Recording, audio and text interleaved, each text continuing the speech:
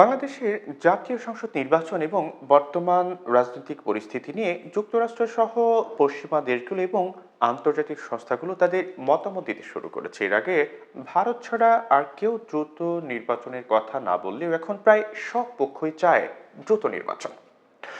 Doctor Mohammad ইউনূসের নেতৃত্বাধীন অন্তর্বর্তীকালীন সরকারকে সবচেয়ে বেশি সমর্থন দেওয়া দেশ যুক্তরাষ্ট্র সহ পশ্চিমারাও দ্রুত নির্বাচন আয়োজনের পক্ষে মতামত দিচ্ছে। পাশাপাশি দাতা সংস্থা এবং মানবাধিকার সংস্থাগুলোর পক্ষ থেকেও নানাভাবে নির্বাচিত সরকারের বিষয় নিয়ে আলোচনা হচ্ছে। তারা চায় বাংলাদেশ একটি অবাধ, সুষ্ঠু ও নিরপেক্ষ নির্বাচনের মাধ্যমে গণতন্ত্রে ফিরুক। এ নিয়ে তারা বিএনপি সহ দেশের বিভিন্ন রাজনৈতিক দলের সঙ্গে বৈঠকে বসছেন।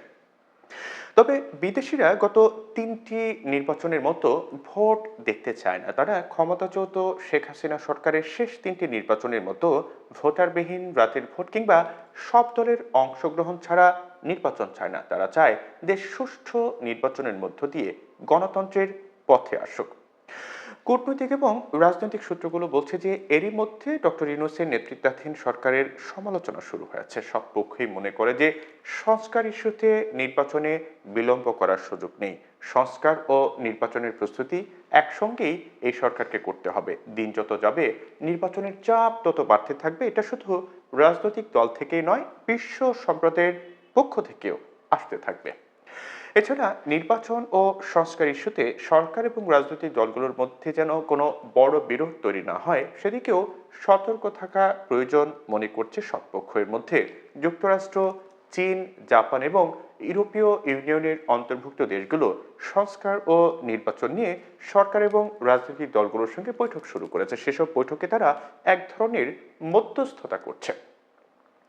এর মধ্যে গত বুধবার ঢাকার নবনিযুক্ত মার্কিন chargé d'affaires Tracey Ann Jacobson আগামী নির্বাচন ও বিদ্যমান রাজনৈতিক পরিস্থিতি নিয়ে সিরিজ বৈঠক শুরু করছেন।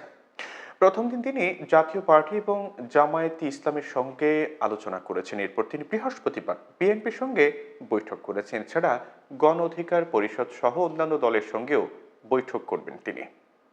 কূটনৈতিক সূত্রগুলো বলছে যে বাংলাদেশে ভারপ্রাপ্ত রাষ্ট্রদূত হিসেবে দায়িত্ব গ্রহণের কয়েকদিনের মাথায় এই ধারাবাহিক সংলাপ খুবই তাৎপর্যপূর্ণ। রাজনৈতিক দলগুলোর সঙ্গে সিরিজ বৈঠকের মধ্য দিয়ে এটা স্পষ্ট হলো যে যুক্তরাষ্ট্র বাংলাদেশের আগামী নির্বাচন নিয়ে আগ্রহী। বিশেষ করে আগামী নির্বাচন নিয়ে রাজনীতির মাঠে উত্তাপ শুরুর ঠিক পূর্ব মুহূর্তে এই সিরিজ বৈঠক ব্যাপক গুরুত্ব বহন করে।